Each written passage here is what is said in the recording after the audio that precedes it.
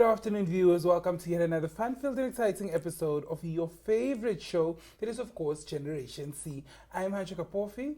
And I'm Jamie Lee Loss. Generation C consists of 3 segments, namely The Zone, School Corner, and Varsity Chat Room.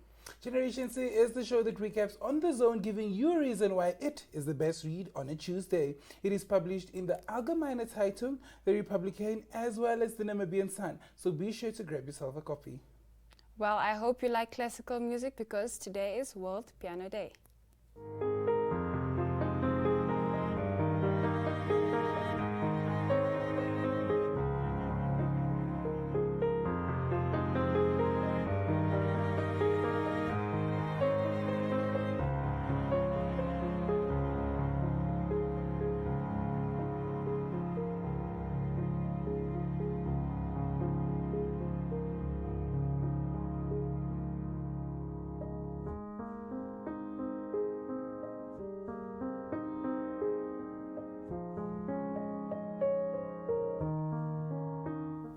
Well, today in studio we're joined by Milcah Mokanja, a 23-year-old natural hair enthusiast. But before we get into that interview, let's take a look at the weekly publication.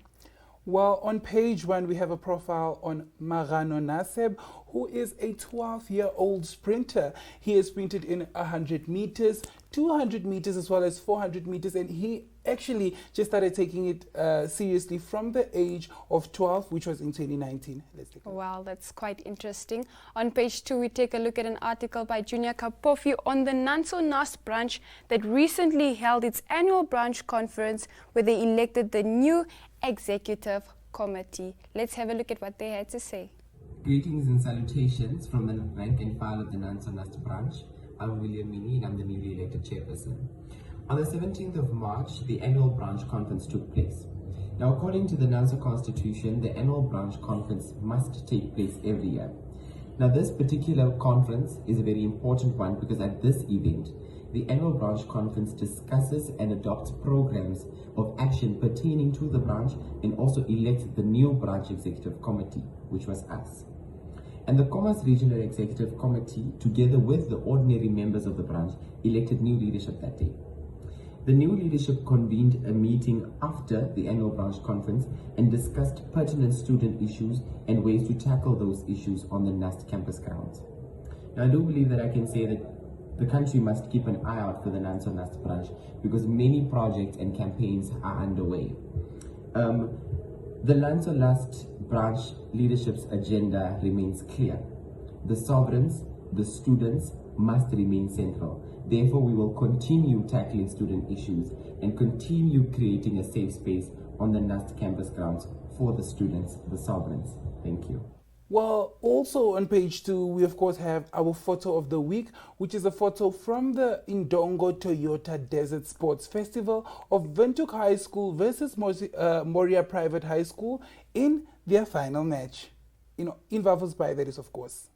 In today's Vox Pop, the My Zone team took to the streets of Windhoek and asked people whether they believe that abortion should be legalized or not and why. Let's see what they had to say. Hi, my name is Chef Levy. I don't believe that abortion should be legalized because it's wrong in many ways. Abortion should be legal because women have right to health care. I don't think abortion should be unequivocally legalized in terms of you can just abort no matter the situation. The maybe already has provision for rape and situations where, for example, the woman's health is on the line. So just aborting, because I just feel like it. I think abortion shouldn't be legal depending on the situation. For example, if a woman is raped and so forth, then by all means, then abortion is permissible. But on the grounds of I cannot afford the child and so forth, then it's a no-no for me. Well, on page 3, we have the Ministry of Youth, Sports and National Service, who received 52 laptops from the GIZ on the 16th of March 2022. In addition to this, the Namibian Sports Development Index will complement the policy on integrated physical education and school sports that is currently in development. Also on page 3, we of course have the annual Southern Africa Liberation Day, which was celebrated on the 25th of March 23rd of March, 2022, at the Independence Memorial Museum. The commemoration goes out to the struggle of the Southern African countries which went through fighting for their freedom and abolishment of the segregation and apartheid they endured throughout the years. Let's stay tuned for the video. In honor of all the fallen brothers and sisters and our friends, the keepers, which died for Namibia. Up to now, they haven't asked a 1 cent from us, from Southern Africa, to pay them. March, it has been declared by SADC to annually commemorate the independence of Southern Africa. So all the battles that took place from Angola up to Cuito Valley and into Namibia, all are now embodied in the Battle of the Cuito Valley, which was the ultimate battle which took place from 1987, 88, 89, where South Africa was forced to come to the negotiation table to sign the implementation of Resolution 435 that led to the independence of Namibia. Now what happened is that South Africa were adamant to sign the Resolution 435. That was in 1978. And it took another more than 10 years for them to realize that they have to come to sign it. And that was during and after the Battle of the Cuito Valley. Then they started to negotiate. There was an issue of withdrawal of the Cuban forces from Angola. And all this took place. They connected the independence of Namibia with the withdrawal of Cuban forces. So when we look at the big picture, we see that the Battle of the Cuito Valley paved the way of the liberation of Southern Africa, raising awareness to foster that history into the minds of our people, specifically the students from the schools which we have invited, and also the history club students from UNA, so that they have to hear the history. Revolutionary solidarity with Cuba, Angola, Namibia, and the anti-apartheid forces in South Africa also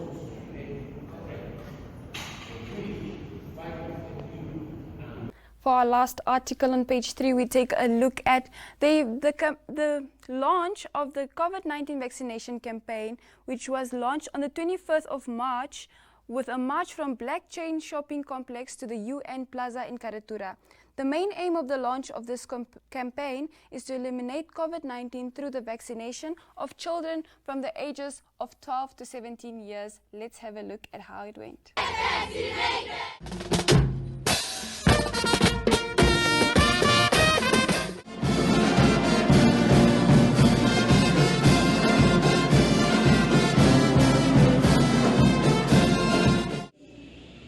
I had other materials underneath at the back.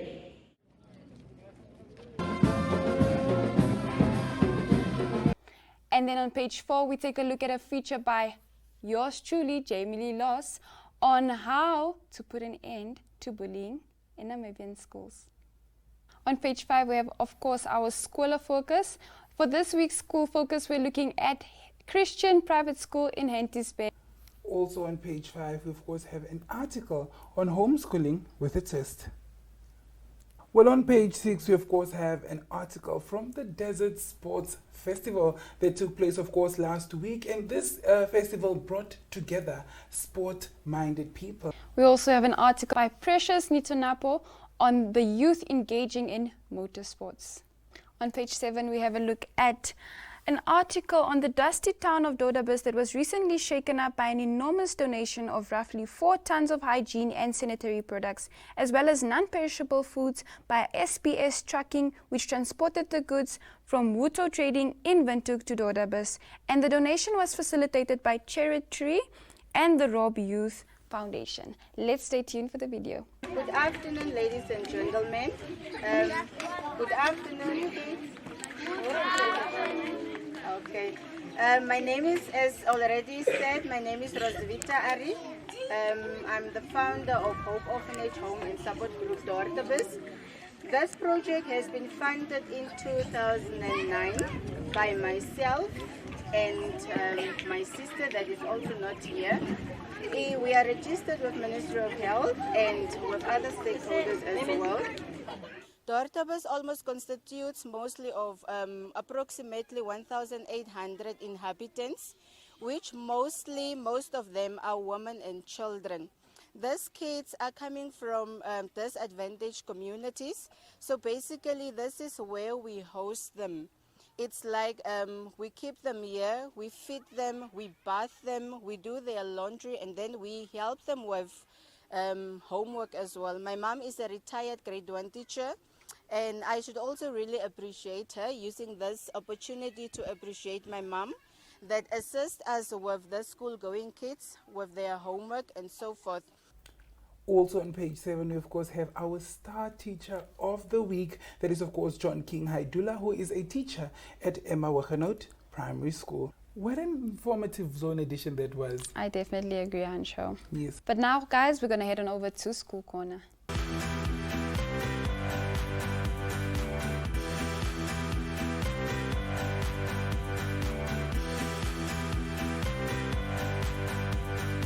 Welcome back to School Corner, where we focus on everything school. Guys, don't forget to grab your own copy next week, Tuesday, of the Namibian school newspapers for the following schools: Chairman Mao Zedong High School and Augustinum High School.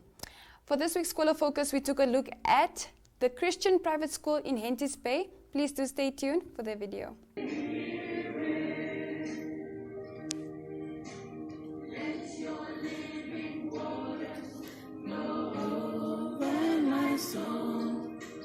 Let your Holy Spirit come and take. And for the star teacher this week, we of course had Mr. John King Haidula, who is a teacher at the Emma Wagenhout Primary School. There was such an amazing School Corner. Don't forget to send us all your amazing content throughout our Telegram channels. Be sure to subscribe to all the Telegram channels. And as soon as you're subscribed, be sure to also send us all the amazing content for us to show on the School Corner. Well, as I said earlier, this was such an amazing School Corner, but it's of course time to head over to our interview, where we of course have Milcah, a natural hair enthusiast, and I'm telling you, this is someone that you can of course trust with your hair. But to find out more, stay tuned.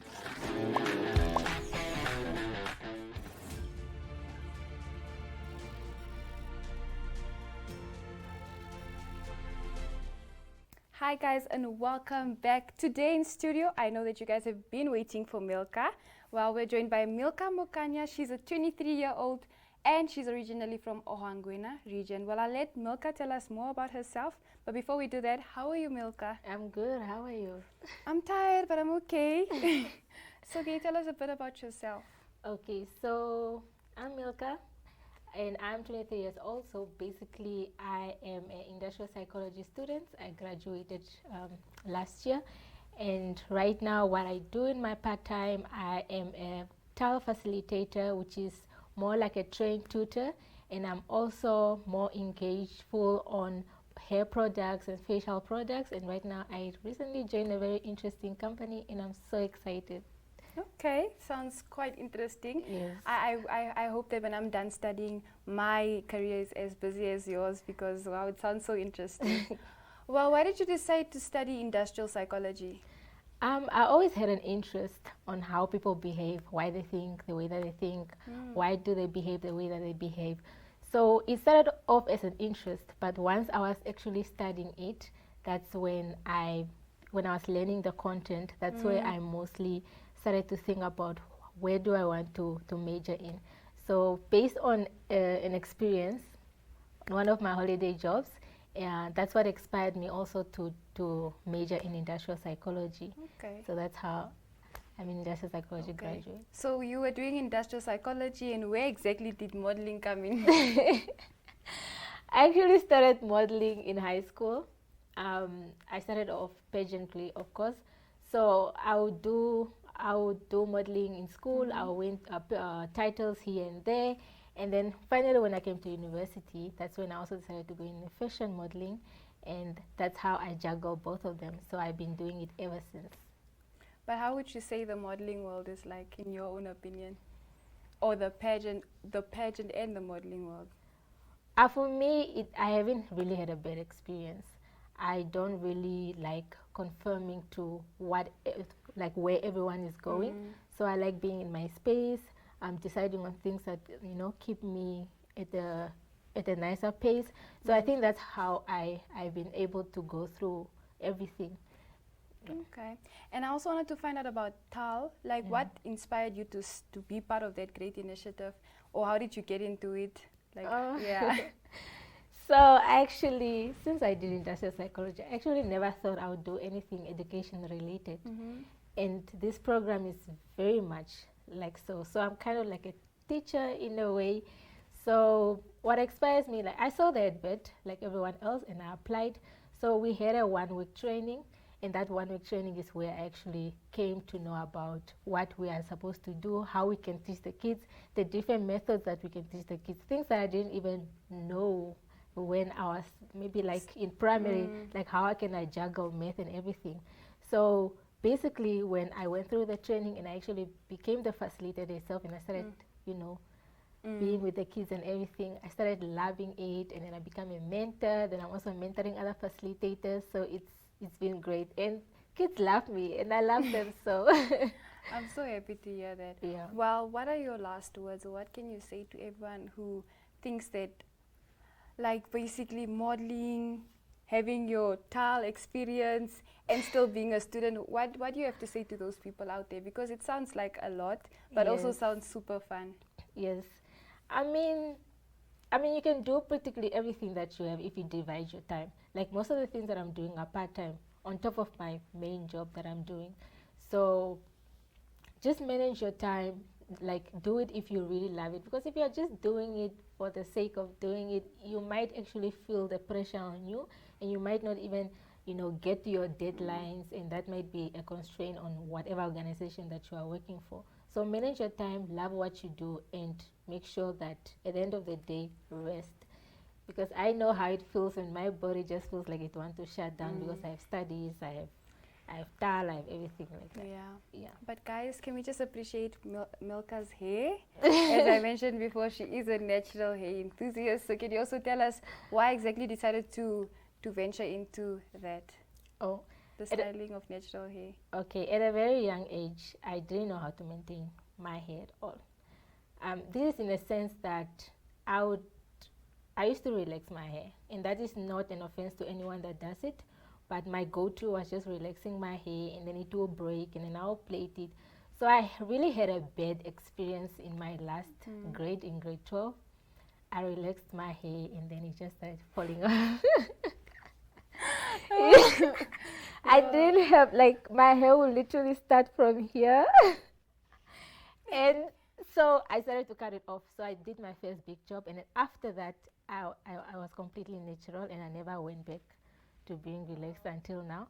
So then in the first and second year I did it, I was not doing anything really.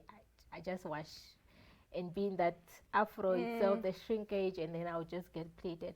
But after that, I actually started researching more on the products. I joined my first company, which is Natura Africa, which really exposed me to different products and also facial products. And then that's when I started now maintaining my hair. And then that's when I also started like, oh, I can actually style my hair, and everything like that. And I was like, oh, why don't I also do it to other people? So right now it's not really something big. It's still growing. I'm also still learning on how to style people's hair and everything. But I'm proud of it, and I can do one or two things. So that's how I... Well, it's nice to see a hair brand that takes, I think, a lot of kinky hair into consideration, and not just the curly hair. like as for me. But I wanted to find out like what type of hair do you usually style? 4C, 4B? Any. But which one? Actually. I know that as you go up, like 4D there, it gets a bit more tough. So how do you deal with it? Do your products like cater for the girls with a bit more, you know? Yes. I'm actually also learning what kind of products that I'm using, because I had an experience where I dealt with someone's hair and the texture for me it was a bit new, because it wasn't like my texture. My hair is 4C, but her texture was a bit different, so I had to like go my way around it on what products to use. But I'm not limiting myself, you know, to any hair to any hair type. So I'm open to everything as long as if I did a bad job on this one, I know I can do the best job on the other one. So I was also like telling my customers, like, you know, I'm a beginner and everything. So that's why I even set my prices low, because I don't want to overcharge people for something that is not yet where I want it to be. It must be scary though. Yes.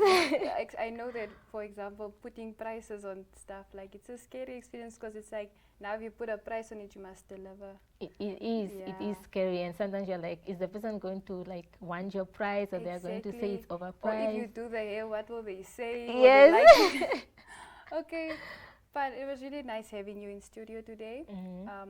Any last words? I just want to say thank you so much for having me here. I'm very grateful for this opportunity, and I just want to advise all the other people out there. It might not just be natural hair that you are interested into. It might be something else. Just go for it. It might take time, but at the end of the day, 5 years from now, you can look back and be like, wow, I'm finally here. I finally did it. I'm the brand that I want to be. Yes. Okay. Thank you so much, Milcah. But can you tell our viewers where they can find you? Oh, okay. So you can find me on Instagram. It's Milcah TM. And also, am I allowed to give my cell phone number? You can. You can. Okay, so you can actually message me or WhatsApp me on 081 78 61 749. Give me a picture of the hairstyle that you want to do, and I'll give you the price, and then we can speak about the other further details, like if it's a home call or not. So you decide. Okay, thank you, Milcah. Okay. But now, guys, let's head on over to Wasti Chat Room.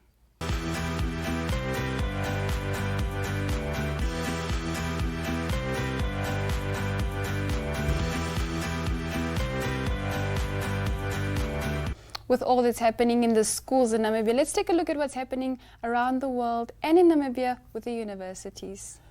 Well, of course, on page 8, we have the city of Windhoek that signed a memorandum of understanding with the Windhoek Vocational Training Centers to take up students in the workforce as interns to combat youth unemployment. For this week's Vasti Corner, we focused on our mechanical engineering student Hafeni Amwenye, who is currently completing his qualification at the University of Cape Town, which he initially started at a university in the Netherlands. Hafeni shows a keen interest on automotive engineering, which is an undergraduate program that he's currently leaning towards. Let's hear what he has to say for us. My name is Hafeni Mokanja.